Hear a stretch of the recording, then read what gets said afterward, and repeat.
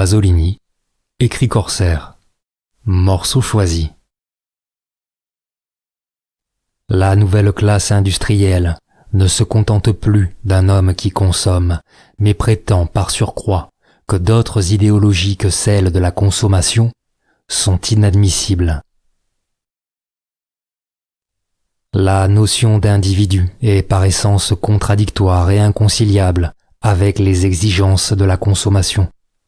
Il faut détruire l'individu, il faut le remplacer par l'homme-masse.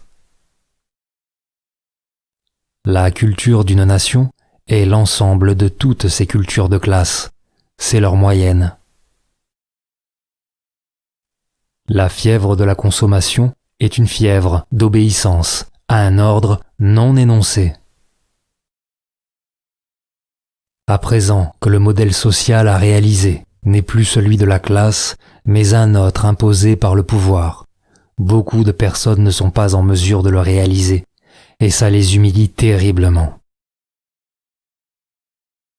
Penser qu'il doive y avoir quelque chose d'officiel et de social qui fixe l'autorité de quelqu'un est une pensée qui est évidemment due à la déformation subie par qui ne sait plus concevoir la vérité en dehors de l'autorité. Les œuvres du régime ne sont pas les œuvres du régime. Ce sont seulement des œuvres que le régime ne peut pas ne pas faire. Le progrès est donc une notion idéale, alors que le développement est un fait pragmatique et économique. L'Église ne peut qu'agir complètement en dehors de l'enseignement de l'Évangile. Cette grande liberté sexuelle n'a pas été conquise par la base, mais au contraire concédée par le sommet. Une bonne partie de l'antifascisme d'aujourd'hui est soit naïve et stupide, soit prétextuelle et de mauvaise foi. En effet, elle combat, ou fait semblant de combattre, un phénomène mort et enterré, archéologique. C'est en somme un antifascisme de tout confort et de tout repos. Je suis profondément convaincu que le vrai fascisme est ce que les sociologues ont trop gentiment nommé la société de consommation.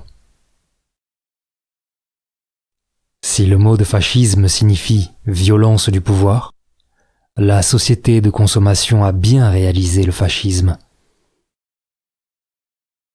La véritable intolérance est celle de la société de consommation, de la permissivité concédée d'en haut, qui est la vraie, la pire, la plus sournoise, la plus froide et impitoyable forme d'intolérance, parce que c'est une intolérance masquée de tolérance, parce qu'elle n'est pas vraie, parce qu'elle est révocable chaque fois que le pouvoir en sent le besoin, parce que c'est le vrai fascisme, d'où découle l'antifascisme de manière inutile, hypocrite et au fond, appréciée par le régime.